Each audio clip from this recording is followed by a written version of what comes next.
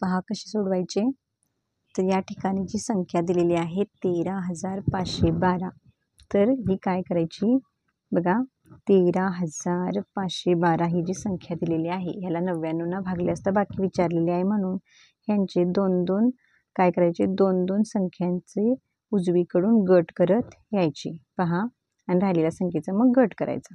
किती गट झाले, 2 संख्यांचे 2 गट आणि हा 1 गट, आणि ह्यांची आता काय करायची बेरीज. 1 अधिक ह्या 2 संख्यांचा गट अधिक ह्या 2 संख्यांचा गट, तर ह्यांची बेरीज किती येते 48, आणि हीच असते या काय या 99ने भागले असता या गणितातील बाकी.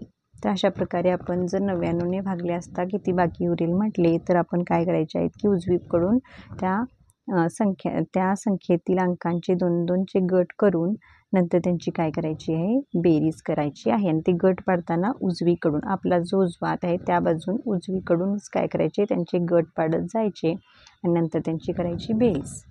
धन्यवाद.